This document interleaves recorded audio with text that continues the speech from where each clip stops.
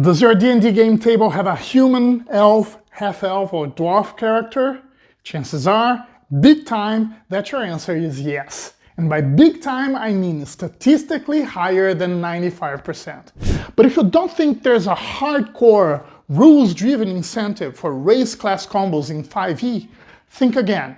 Race mechanics imbalance is highly unwelcome and needs to be thoroughly tackled during the One D&D playtest period. You will be able to build all those wacky, larger-than-life original characters that you've always wanted to build, and 5e rules wouldn't let you.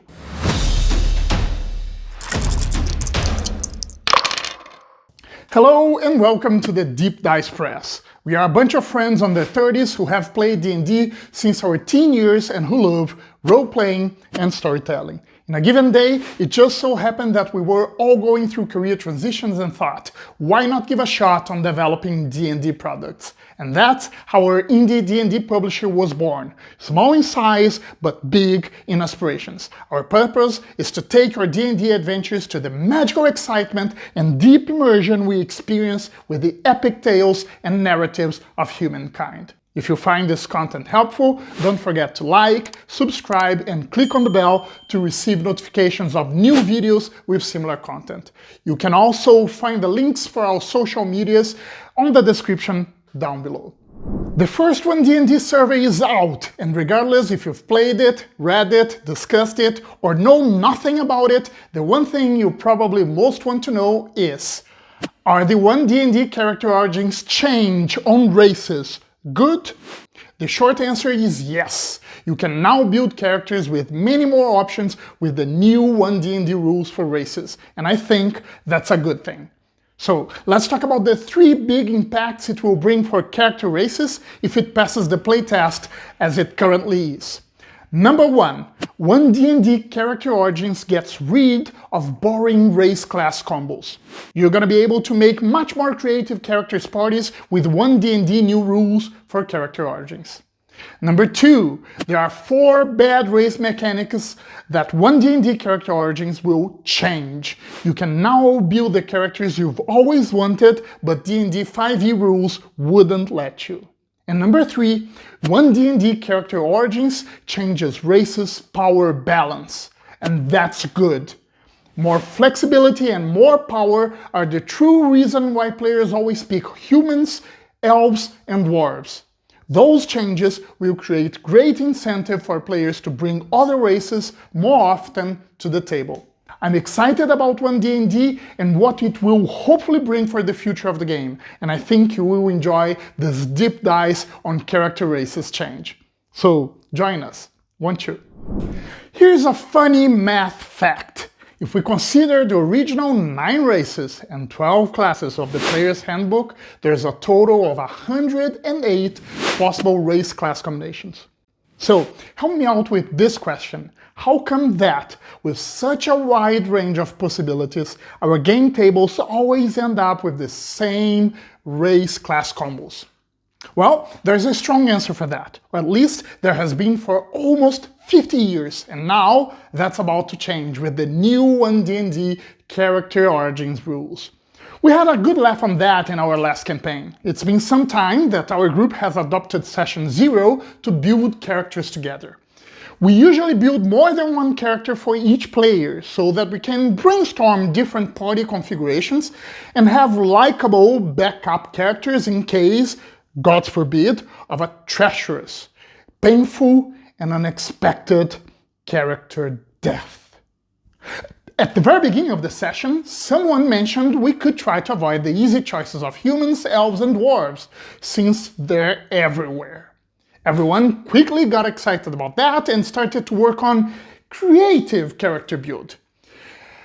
And we ended up with 1 halfling rogue, 1 gnome wizard, 1 half-orc barbarian, 1 tiefling warlock, and 1 dragonborn paladin.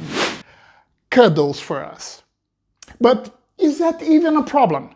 My answer would be no, it's not, at least at face value. After all, the entire fantasy genre is made up of such tropes, and there's also lots of fun on taking those tropes and bending and twisting them along the way to end up with surprising and unexpected characters out of those classical race-class combos. Here's when it becomes a problem. When the game rules drive players towards those same combinations. And that's exactly what's happened over the last 50 years of Dungeons & Dragons. Of course, that became more flexible with every new edition of D&D. When I started to play with Advanced Dungeons & Dragons 2nd edition, for instance, only humans could be paladins. Dwarves, halflings, and gnomes could only be fighters, clerics, or thieves. Nothing else. Well, the only exception were gnomes, who could also be, guess what, illusionists. Yep, not even wizards, only a specialist mage in the School of Illusion. But if you don't think there's a hardcore, rules-driven incentive for race-class combos in 5e, think again. You're probably familiar with D&D Beyond, Dungeons & Dragons' digital platform. There's a famous table of race-class combos published some time ago, based on more than 100,000 characters created by D&D Beyond users. The data is striking. Roughly 1 in every 3 halflings, gnomes, half-orcs, or tieflings are built into their single classical classes, the same ones we chose for our campaign. But why players make those choices? The Dragonborn Paladin built by one of our players was the answer for that. That character was not built into what I would have expected to be the cliché for Dragonborns. I asked my player why that choice, and the answer was stark. The Dragonborn's ability score increase of +2 for strength and +1 for charisma was the perfect fit for paladins. But of course, one could always sacrifice the min-max approach to create an original character with an unexpected race-class combo. The trade-off would be sacrificing character optimization to obtain the desired role-playing experience, which would not be a problem if D&D was not a role-playing game. You see, games have rules and goals. If you give me a riddle, I'll try to solve it. If you give me a puzzle, I'll try to assemble it. That's how games work. If you give a character class that benefits from certain ability scores increases, I'll find the race that best suits those modifiers. That's a clear incentive provided by the game rules. And that is the real problem. Because the game rules are setting opposing incentives to creative storytelling and role-playing, which thrive in the surprising characters that may come out of unexpected race-class combinations. Tasha's Squadron of Everything had broken loose the association of ability scores increases, but with 2 clear problems. 1, that didn't make part of the core rules, of course. And 2, it didn't replace the race modifiers with anything, just let you free to distribute them however you wanted. And that really bothered me because it allowed even further min-maxing with very low role-playing incentives in return. That's why the changes brought forth by One D&D Character Origins are so welcome. Ability score increases will now be associated with character backgrounds, entirely apart from races. That's a welcome double incentive for creative characters, role-playing, and storytelling. On one hand, all 108 possible race-class combinations will now make true sense, with no sacrifice of character optimization. On the other hand, backgrounds will now have a greater impact on gameplay, that will increase incentives for players to better explore their characters' backstories and justify the ability score increases they will get. It's game mechanics supporting role-playing, just like role-playing games are supposed to be. Have you ever tried to create D&D characters that would be far off their classical race-class combo? Well, I have, and that can easily turn into a painfully frustrating experience. Luckily, that's about to change, as One D&D Character Origins seems eager to get rid of 4 terrible race mechanics that would make character building a total nightmare. So, here's the story of Saply Glitterjam, the gnome barbarian, or Saply the Brief, since he never came to be. He suffered of death by farming. We would say, my character decides to go be a farmer. And we called it death by farming. I was really excited about Saply's backstory. He was meant to be Saply the Savage, a heroic forest gnome barbarian known for spying on his enemies with the help of his pet squirrel before ambushing them with the assistance of illusions.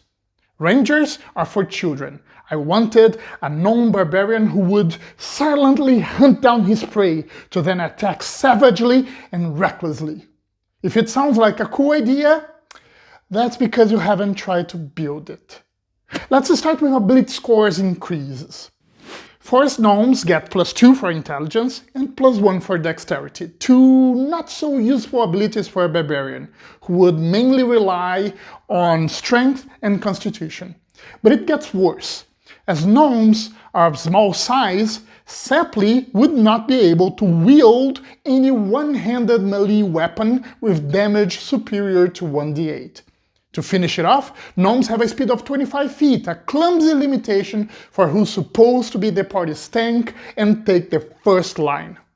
Bottom line, Saply never took an adventure live and has rather become known for his outstanding mushroom cultures in the woods close to Shadowdale.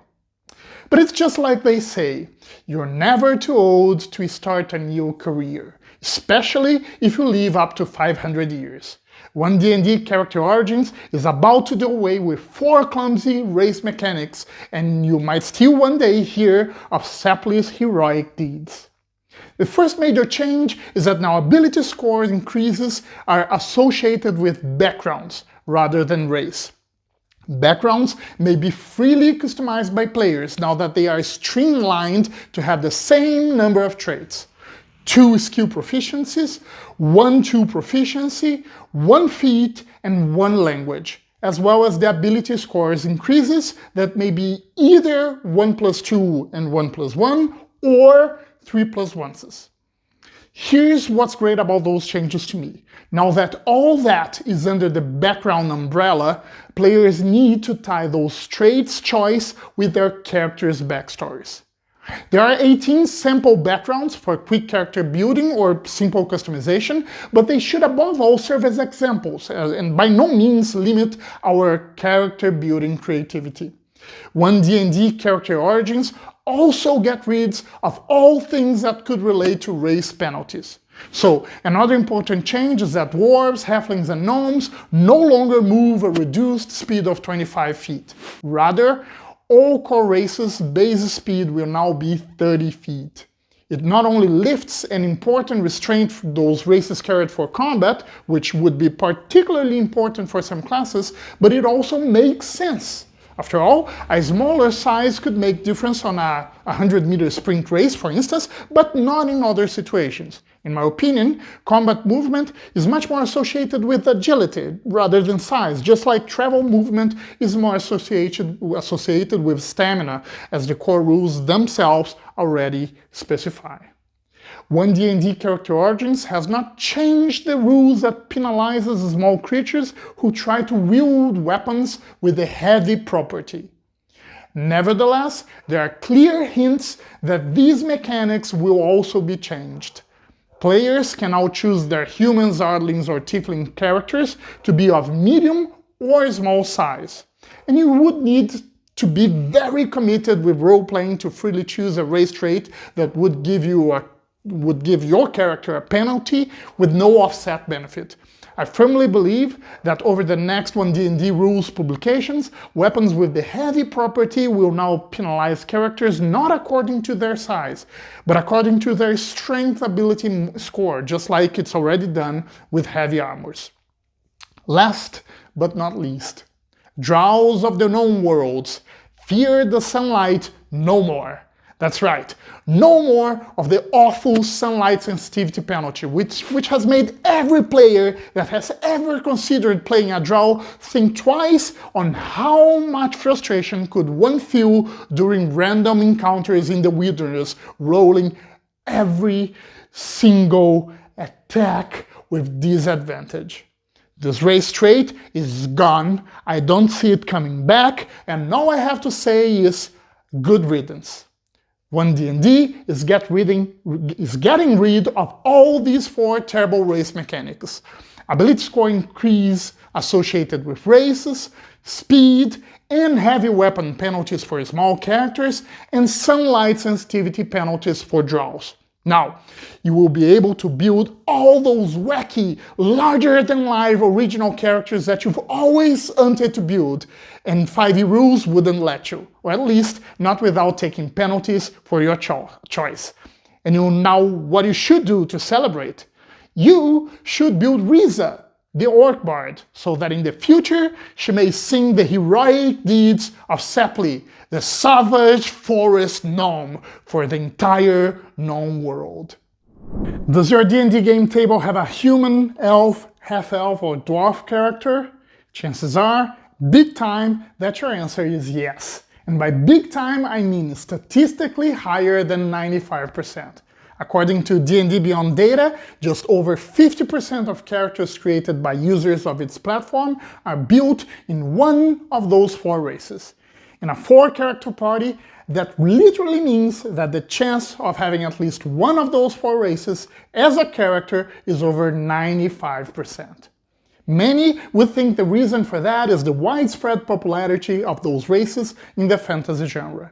While that statement is true, I believe the true reasons why those races are so predominant in D&D are others. They are simply more powerful and more adaptable than all other races. However, that's about to change. One D&D Character Origins has not only balanced the flexibility issues of its character races, but has also taken big steps to solve the power balance issue. While there's still some work to be done to perfectly power balance the core D&D races, most of it is fine-tuning and it should be naturally tackled over the next installments of One D&D. By flexibility, I mean how many strong character classes I could easily fit into a given race, and the ability score increase bonus is key for that, as ability scores have an influence in almost everything I could do with a class. The more classes a given race allows for strong builds, the most popular a race tends to be. Humans and half-elves are overwhelmingly flexible, as they allow me to allocate my ability score bonus wherever I wish. The 3rd most flexible race are elves, as they allow a good fit with half the classes thanks to the 3 sub-races build they have. Most of the remaining races are a perfect fit only for 1 or 2 classes, and a good fit for no more than 3 or 4 of them. Another criterion to choose a race is raw power. When I look at each race at the player's handbook and consider the race traits, in other words, the rules mechanics associated to each one of them, a problem emerges. They are not balanced. Not at all. Elves, half-elves, and dwarves have the widest and more powerful range of racial traits when compared to all others. Halflings and dragonborns, on the other hand, are the least powerful ones, and not by a thin margin, they're by far the least powerful races. Right now, you might be surprised by 2 things. First, you never thought of dragonborns as a weak race. Well, think again. What's it got? A breath weapon, and nothing more. You just think they're cool because they're, well, dragons. But they're quite underwhelming considering their game mechanics. They're so underwhelming that the 3 variant Dragonborn race options in Fizban's Treasure of Dragons are much stronger. Not surprisingly, OneD&D also deploys different but relevant buffs for Dragonborns. You might also be thinking that humans, actually its variant build, are a powerful race. They're not. They're a very flexible race, as I mentioned before. They allow a wide range of race class combos, but 1 feat and 1 skill alone don't make them particularly strong, and even less when compared to dwarves, elves, and half-elves. When you consider those 2 criteria, flexibility and power, it's no wonder that humans, elves, half-elves, and dwarves are the most popular races. They are very well-known races for sure, but they're more than that. They're powerful and they're flexible, as they allow good combinations with many character classes. Those are the true reasons why D&D players choose to play those races so often. Likewise, it's not surprising that half-orcs, gnomes, and halflings are the least popular races. After all, they're less known and they're not particularly powerful nor flexible. One D&D Character Origins addresses the flexibility issues as its very roots by removing ability scores increases from races and associating them with backgrounds, and I think that's great. Beyond that, there were also many changes on each of the race's traits, and they helped a lot to tackle the power balance issue. In my point of view, elves and dwarves are now joined by humans, dragonborns, and orcs as the most powerful races. I believe that tieflings and earthlings need only some additional fine-tuning to be also there. Gnomes feel that they are just not done yet, as their gnomish lineages are not as streamlined as all other lineages and legacies, which are the new names for what is currently called subraces.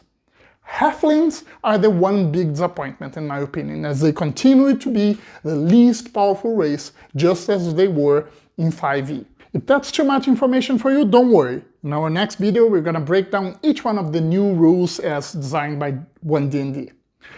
Now, that ability score increases are no longer a race trait, I believe any power difference among races will become even more evident, and that tends to drive player character options even more towards the most powerful races.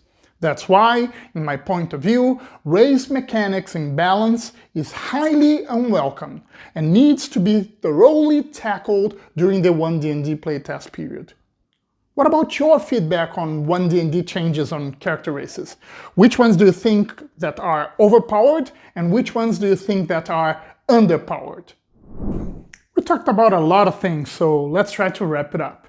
OneD&D Character Origins brings several positive changes that tackle most of the issues with 5e race mechanics.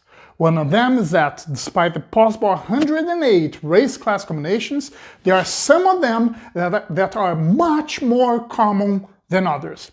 Halfling rogues, gnome wizards, half-orc barbarians, and tiefling warlocks are some of them. The reason for that, in my point of view, are hard game mechanics that drive players towards those choices. And that has been the D&Dnewrules approach for the past 50 years. And while they have become more flexible with each edition, OneD&D is bringing, for the first time, true freedom of choice. The main change is the association of ability scores increases with backgrounds instead of races. That goes above and beyond the changes made in Tasha's Squadron of Everything, as that will not only become core rules, but their tying to backgrounds creates further incentive for character backstory development and role-playing. All backgrounds are now designed with the same exact number of traits and may be freely customized according to each player's wishes. A player may either adapt one of the revised 18 backgrounds or even create their own. That opens lots of character building options, but binds them to a well-thought character backstory. OneD&D is also doing away with all race penalties, which had a big effect on skimming away certain race class choices. First of all, there are no more core races with a reduced speed of 25 feet. All of them are standardized at 30 feet. Second, some races have an option of a small or medium size, as it wouldn't make sense for a player to choose a trait that would simply punish character stats. I believe the heavy weapon penalties will apply to strength scores rather than character size. Lastly, the Drules sunlight sensitivity penalty is finally gone. The removal of those 3 race penalties, along with the association of ability scores increases to backgrounds, are very exciting. They're gonna allow us to build the characters we've always wanted, but felt constrained by the rules to do so. Now, all races feel equally flexible, as they're not strongly pushing towards one or few classes. But One D&D is also putting quite an effort to balance races' raw power. In 5e, there are race options that are clearly underpowered, most notably Dragonborns and Halflings. The Character Origins playtest took some important steps to balance them all. Elves and Dwarves are now joined by humans, orcs and Dragonborns as the most powerful races, with all said and done. Tieflings and Nodlings are in a pretty close second tier. And the biggest disappointments to me are Halflings and Gnomes, who are already underwhelming in 5e, didn't get many changes, and are still underpowered in One D&D. Having said all that, there's still 1.5 years of playtesting ahead, plenty of time to make the needed adjustments to those races. Those are the reasons why I'm so excited with One D&D race mechanics changes. I believe they're, at the same time, removing strong incentives for certain race class combos and removing relevant penalties that would restrict maximum race performance with certain classes. They're also fixing the race power balance issue across the board. All those changes will open many more character building options with creative role-playing opportunities and great gameplay performance. If you're interested in the content of this video and would like to know more about it, click on the link on the description below to download for free our booklet, Make Your Character Matter. You can also find more related content in our social networks. All links are available in the description below. If you want to check out a module where we apply all concepts discussed in this channel, look out for our new campaign, the Kingdom of Cormyr, One Purple Raven, available next winter. Clicking on the screen, you may find videos on how to create exciting D&D adventures and characters, why your D&D players are so quiet on your game sessions, and what makes a D&D campaign good at role-playing and storytelling. Our next video is Get to know the most and least powerful races of One D&D. If you think it might be interesting for you, don't forget to subscribe to our YouTube channel and click the bell to receive notifications for new content. This video makes part of our series on the future of Dungeons & Dragons. In this series, we will discuss everything that will shape the future of the game, including detailed analysis of One D&Dnewrules playtesting and D&D upcoming product releases. And yet, the best way to shape the future of Dungeons & Dragons is sharing our feedback and impressions about what's being published. So be sure to share your reactions and perceptions in the comments down below. What do you think about the character races changes in One D&D?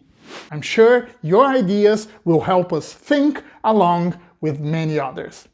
Thank you for sharing this moment with us. We are the Deep Dice Press.